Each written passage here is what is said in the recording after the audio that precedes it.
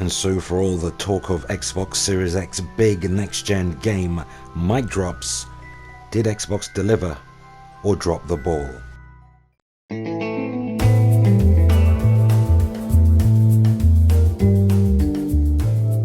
It's Friday, July 24. Welcome back, new and existing subscribers. So Microsoft live streamed to the world its highly anticipated first-party showcase following Sony's PS5 Future of Gaming event, which aimed to showcase PS5's capabilities when games are developed exclusively for the platform, and to that end, Sony were largely successful. But did Xbox do enough to win its skeptics over? So today I'm giving you a very honest and frank assessment of Microsoft's Xbox Game Showcase, how it impacts the perception of Xbox Series X going forward, and how its games hold up compared to Sony PS5's offerings. So there were around 30 plus games shown during the event, a healthy amount I'm sure, so I'm really highlighting the standout titles that I believe are worthy of next-gen status. So we won't be talking about Xbox One games upgraded for Series X like Sea of Thieves and certainly not Grounded. Now the games that either stood out or are pivotal in terms of the new Xbox console launch that I believe show off Microsoft's Xbox Series X in one form or another, while the hour-long show I would say kicked off with Halo Infinite coming to Xbox One, Series X and PC, now sporting a huge open world for the Master Chief to dominate. The gameplay appeared tight, fluid and fast with super clear 4K visuals, awesome audio, and is said to be a return to what made the original Halo combat evolved so good. But Halo Infinite also seemed a little rough around the edges, leaving many slightly, I'd say, underwhelmed in terms of eye-candy visuals, and let's be honest, this is Xbox's marquee title. It is the Xbox crown jewel. According to Aaron Greenberg, head of Xbox marketing, Halo Infinite runs at 60 FPS in 4K, with an open world bigger than Halo 4 and 5 combined. So when the media put it to Greenberg during interviews post-show that fans of the series were far from impressed with Halo Infinite's graphics, Greenberg responded rather defensively, claiming what was shown was work in progress, possibly an older build of the game. He went on to assure fans that Infinite will receive intermittent visual upgrades including ray tracing, better lighting and so forth. But the thing is, didn't Microsoft say that Halo Infinite was built from the ground up for Xbox Series X? But to my eyes it looked more like a mid-gen refresh of an older Xbox One X game. There was noticeably geometry popping in, and some of the character designs, particularly the main antagonist, really revealed at the end of the gameplay trailer, which has taken on a life of its own in terms of memes. Still, graphics aren't the be-all and end-all, and in spite of Halo Infinite penciled in for a holiday launch, that's just some few months from now, I failed to see how 343 Industries can make the necessary improvements to the game really in time for release, though personally I'd prefer a game that plays extremely well than a game that looks incredibly good but plays poorly. Still, this is meant to be the big Series X game this year, and aesthetically Halo does not look worthy of a 12 T-flop system. Visually it was okay, nothing incredible, but it has that sweet gameplay. So Microsoft seemingly have long-term plans for Halo Infinite, apparently supporting it for up to 10 years. Halo Infinite is scheduled to launch alongside the Xbox Series X this holiday, and we'll just have to wait and see how much Microsoft make in terms of improvements leading up to launch day. Now, another title that in my opinion easily impressed me more than Halo Infinite's visuals, and that game is Everwild, developed by Rare. Everwild looked spectacularly good, clearly inspired by Zelda Breath of the Wild's art style but on steroids. Honestly, Everwild is my game of the event. It looks mesmerizingly beautiful. If I wasn't already planning on picking up a Series X, this game would tip me over the edge. It screams, play me. In fact, this game looks so good, watching the trailer will probably give you a better indication of what you'll be doing in this game than I really could, as details are a little scarce at the moment. Next up, Obsidian have a Skyrim-esque RPG called Avowed. Interestingly, this is not really coming to Xbox One platforms. It's a next-gen only title for Series X and PC. Again, very little detail on this one, just a cinematic trailer with only a slice of gameplay shown. Still, I like the fact that it won't be held back by cross-gen development and should really show off what the Series X can do. And it's Obsidian. They make good games. Now, Forza Motorsport 8 received a cinematic trailer, not really actual gameplay, though Microsoft confirmed it was running real-time and in-engine. This one is obviously going up against Gran Turismo 7 on PS5, and like Gran Turismo 7 looks pretty impressive, as racers usually do. Xbox boss Phil Spencer actually filmed an introduction segment for Forza 8, promising huge advancements with the Forza engine, and that Forza 8 will be lavished with 4K ray-traced visuals at 60 FPS, and that's no small feat. Digital Foundry will probably be all over Forza 8 and Gran Turismo 7 with one of their analysis videos, though I thought I'd get the jump on them by slowing down Forza 8 and zooming in 400%, only to find Forza 8 on Series X has a similarly low resolution ray tracing implementation similar to Gran Turismo 7 on PS5. Appears to be little difference between the two platforms in terms of hardware accelerated ray tracing capability. For sure, Digital Foundry are going to tear the hell out of those standout Xbox Game Showcase Xbox Series X games with its usual micro-level analysis. No doubt PS5 and Xbox Series X game engine tech comparisons too. I'm really looking forward to it. Moving on to State of Decay 3, coming to Xbox Series X and PC only, yet another next-gen only game, and like most of them, not ready in time anytime soon for really Series X launch. Most of what was shown of State of Decay 3 seemed to be CGI or perhaps cinematic in engine, though judging by Playdead Labs' previous State of Decay 1 and 2 announcement trailers, which used CGI, I'm not expecting the visuals to set the world on fire. Unfortunately, Microsoft doesn't seem to lavish its Playdead Labs studio with the time and budgets it gives other studios. Perhaps things will improve with State of Decay 3, only time will tell. Next we have The Medium, a psychological horror/thriller title dubbed by Microsoft as a console launch exclusive, which probably is a more marketing friendly term for timed exclusive coming to other platforms such as PS5. This title interests me, particularly for its dark, twisted duality themes, where you control the same character in two different dimensions via a split screen mechanic. It looks visually pleasing with echoes of Silent Hill, and the gameplay could involve puzzle solving and figuring out what malevolent forces are at work within the game's world.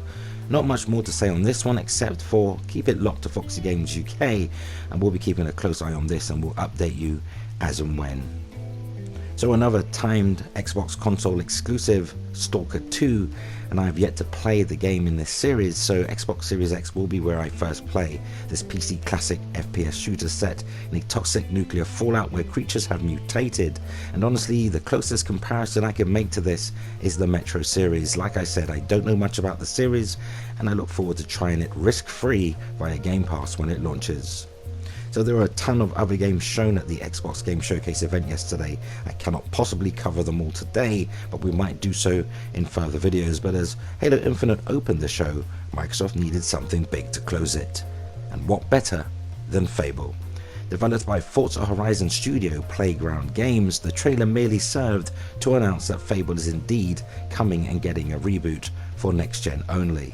No actual in-game footage was shown. It was CGI to my eye, but maybe again in-engine, and impressive as that was. Now, most would probably agree Fable kind of fell off over recent years. Only Fable 1 and 2 appealed to me, and the series seemed to take a turn for the worst. That being said, I have a lot of confidence in Playground Games. They haven't made a bad game to my recollection, so I feel like Fable is in the right hands. So there you have it, those were the standout games of the event for me.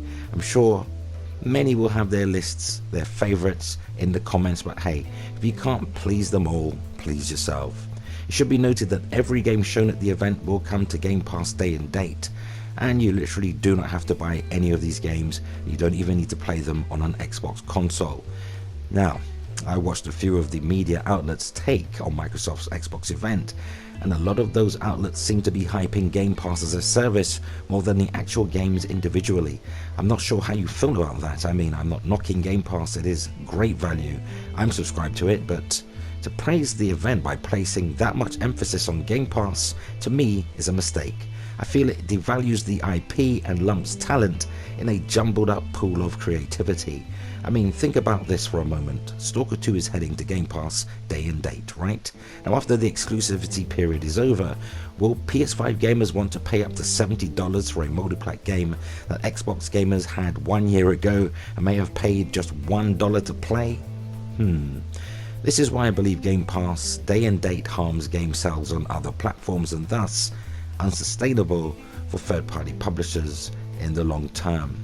Xbox Game Pass Showcase was pretty decent, well, tons of games, a few that really impressed me, but not as impressed as I was after watching the PS5 Future of Gaming event. The older Xbox generation is indeed holding back the next, and for the next 1 to 2 years, according to Microsoft. So it's no benefit really to Microsoft or its Xbox user base that PS5 gamers will enjoy groundbreaking next-gen exclusive games, while Xbox Series X gamers will have to wait until holiday 2021 or say mid-2022 before they experience what Xbox Series X hardware can really do. And that's quite a huge PS5 head start, make no mistake about it. But don't get it twisted, I'm still purchasing the Xbox Series X. I just wanted a tighter, closer race this time around. And optimized for Xbox Series X is good, but not exactly the same thing as next-gen developed specific. The wait continues, at least. Everything is coming to Game Pass. And how much better would these Microsoft events be if Microsoft didn't overhype them so much? Human expectation is a nuanced, rather complicated thing. Companies tend to thrive or die by its actions. Talk is low budget cheap. Like Phil Spencer's constant claim that he's not a fan of timed exclusives, and yet out of the 32 or so games shown at Xbox Game Showcase, 23 of them were timed Xbox exclusives, meaning they will at some point come to PS5. And some of those titles include Stalker 2, Warhammer 40,000 Darktide, Tetris Effect Connected, The Gunk, The Medium, Crossfire X, and Phantasy Star Online 2 New Genesis. But to be quite candid with you, I rewatched the Xbox Game Showcase in 4K 60 via the Xbox YouTube channel, and everything just looks 100% better. You can see a lot of the details missed from that lower quality live stream. Yet I still couldn't shake off the feeling I was watching something more akin to a mid-generation refresh. Xbox Game Showcase felt very much like a cross-gen event. And I watched IGN's take on Xbox Series X post-show, and a guy named Paris said it best. And I'm paraphrasing here. If you're already invested in the Xbox ecosystem and have Game Pass, you were cheering today. But if you're invested in another platform, example PlayStation, then Xbox Game Showcase will have done little to entice those gamers over. I feel like this is part 1 for Microsoft. It still has a long way to go to rebuild trust and confidence and win back those gamers it lost this generation due to the Xbox One's awful launch. I concur. And if I put aside my bias for PlayStation IP for a moment, I'd say Xbox did a reasonably fine job in that a good amount of diverse games are coming to its next-gen platform. Most Xbox Series X games shown look great when viewed in 4K, but not quite up to the standard I've seen on PS5, and yet I'll be enjoying the expletives out of both of them. So, having rewatched PS5's Future of Gaming and Xbox Series X Xbox Game Showcase back to back and in 4K, I'm left with just one burning question.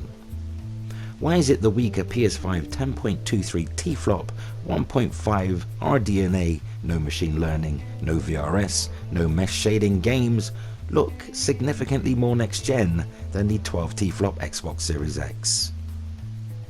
And it's more of a rhetorical question. I think I already know the answer. Development talent and budgets. However, with respect and in my most humblest of opinions, what I've seen for both Xbox Series X and PS5, Sony has surely already won the next-gen console generation. Believe me, I take no pleasure in relaying this comment, and I was really rooting for Microsoft. Go check out my Twitter account pre-show. I was just hoping for a much tighter race, as I say, this time around, and with no Don Matrick to point fingers at, the Xbox Game Showcase really needed to be Phil Spencer's defining moment, and though it's still early days, this certainly wasn't that moment. Microsoft have to make Series X work because it simply has no excuses left to fall back on. And did I enjoy the show? And am I looking forward to owning the Series X? Yes, and yes, but then It's not really me Microsoft really needs to win over, is it? It's those who became disenchanted, disengaged with Xbox, and Microsoft need to target them. And I'm not totally convinced this event achieved that. Though what say you? Go ahead, sound off, share your thoughts and opinions on today's news, because that unfortunately brings us to the end of another video. But let's continue the discussion cordially in the comments.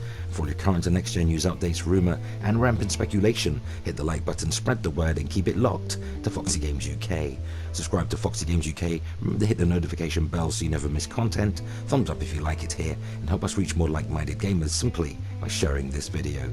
Consider supporting Foxy Games UK via Patreon, link is in this video's description. Truly appreciate the support. And that concludes our time together today. It was certainly great hanging out. Until the next time, play games, not corporations.